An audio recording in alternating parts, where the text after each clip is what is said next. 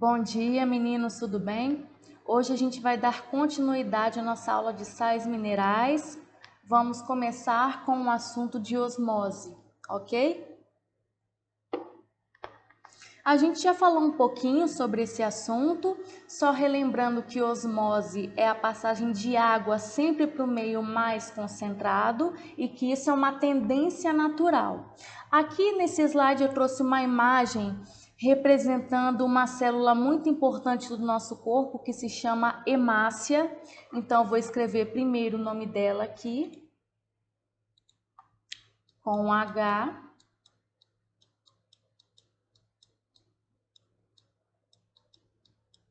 Hemácia. Bom, então o que é hemácia? Hemácia é uma célula que está presente no nosso sangue e que ela faz o transporte de oxigênio para todo o nosso corpo. Aqui nessa imagem tem 3 formatos de hemácia, mas qual que é o formato original dela? É esse aqui do meio, ó. É esse aqui do meio. Então, o formato original é esse aqui. Percebam que ela tem o formato de conchinha, Percebam que aqui no meio a gente tem um buraquinho, né? Mas por que ela tem esse formato? Para levar melhor o oxigênio para o nosso corpo. Então, por isso que ela tem esse formato. Mas voltando para o processo de osmose, vamos supor que alguém tenha pego a hemácia e tenha colocado no meio muito concentrado. Então vamos lá. Se eu pego a hemácia, que tem esse formato normal aqui, e coloco ela no meio mais concentrado, vamos lá, vamos fazer aqui no cantinho, para a gente depois olhar para a imagem. Ó, eu peguei essa célula, a hemácia, e coloquei ela no meio mais concentrado. Então, se eu coloquei ela no meio mais concentrado, o que é o meio? É o meio do lado de fora. Então, quer dizer que do lado de fora dessa hemácia, nós temos um meio concentrado. Vamos supor, tá? Então, aqui do lado de fora está bem concentrado. Se o meio está bastante concentrado, a gente fala que esse meio é hipertônico. Hipertônico. O que é um meio hipertônico? Quer dizer que do lado de fora está bastante concentrado em comparação com o meio interno da célula. Então, quer dizer que do lado de fora está bastante concentrado e dentro pouco concentrado. Aqui do lado de fora está cheio de bolinha, do lado de dentro eu só tenho 3 bolinhas, para ficar bem simples, tá? Bom, se osmose é a passagem de água sempre para o meio que está mais concentrado, o que vai acontecer aqui então? A água vai entrar ou vai sair da célula? A água vai sair da célula. Por que sai? Porque aqui do lado de fora está mais concentrado. Tudo bem? Bom, se a água saiu de dentro dessa hemácia, qual que é o formato que ela vai assumir? É esse primeiro formato aqui, ó. Ela fica encolhida, ela fica murcha. Lembra do exemplo da folha de alface que eu dei para vocês? Né? Que se você temperar muito, jogar muito sal, muito tempero, depois de um tempo ela vai murchar. Por quê? Porque a água que está dentro dessa folha de alface, das células da folha de alface, elas vão seguir para o meio que está mais concentrado, que é o meio externo, onde você jogou aquele sal todo, tudo bem? Então, aqui nesse primeiro exemplo, né, ela fica encolhida. Por quê? Porque ela foi colocada em um meio hipertônico, ok? Então, do lado de fora está mais concentrado. Mas vamos supor que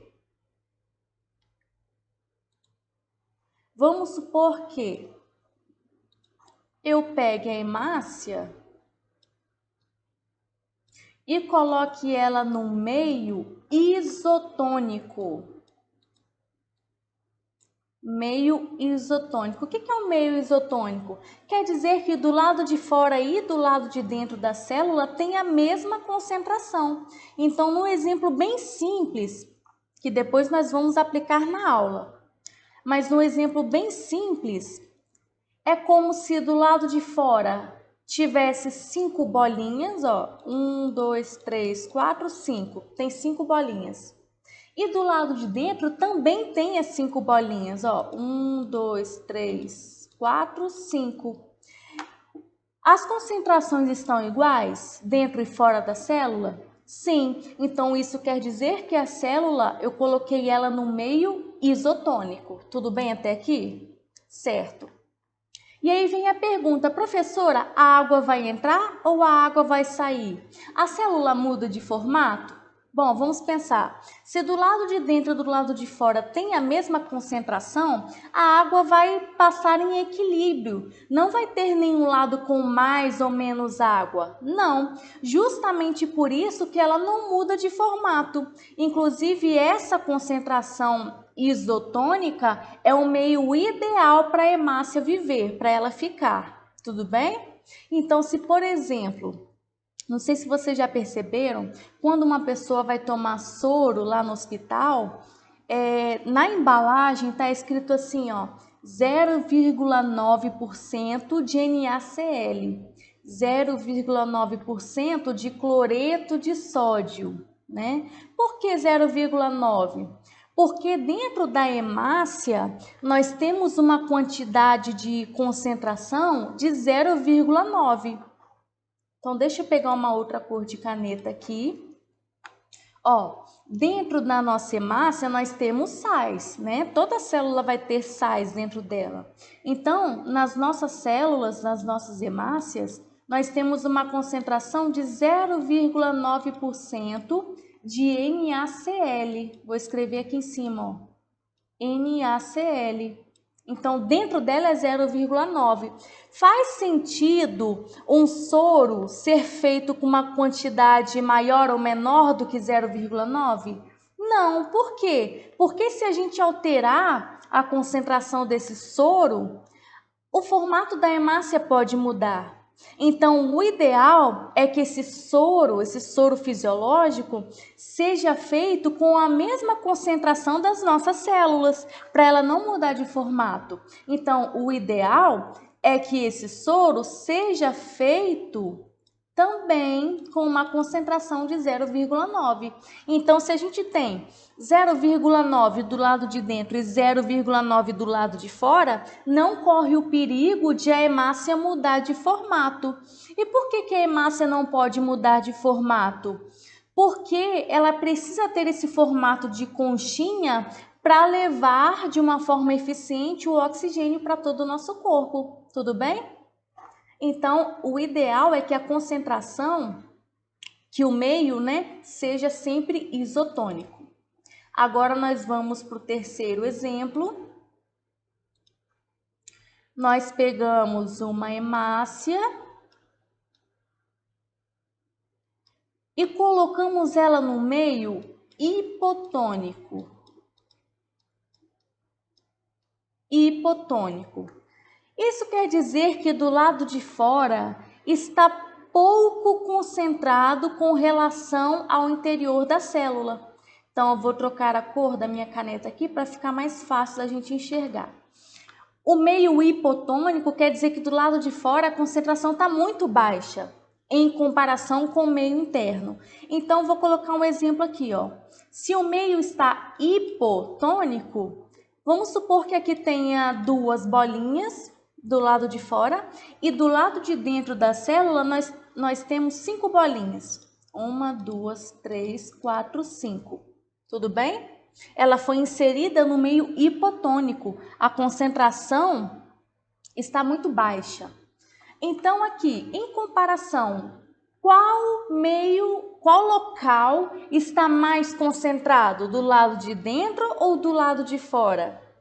O meio que está mais concentrado, né? O local que está mais concentrado é aqui do lado de dentro, ó.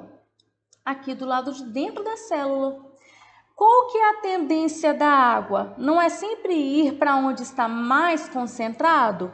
Sim. Então, a água vai entrar ou vai sair da célula? Aonde que está mais concentrado? Não é do lado de dentro? Então, a água que está aqui do lado de fora vai entrar dentro dessa célula. Ela vai mudar de formato? Sim, se a célula ganha água, ela vai inchar, vai ficar grandona aqui, ó, igual essa número 3, vai ficar inchada, ok? E tem algum nome para essa mudança de formato quando ela fica muito inchada? Tem. O nome desse processo que ela fica inchada é chamada de deplasmólise ou turgência. Tranquilo? Então vamos relembrar? Se eu pego a hemácia e coloco ela num meio muito concentrado, ou seja, do lado de fora está hipertônico, o que acontece com essa célula? Ela vai murchar. Por quê? Porque a água de dentro dela vai sair, vai seguir o meio que está mais concentrado. Mudando de exemplo, se eu coloco essa hemácia no meio isotônico, nada acontece com ela, ela permanece com seu formato original.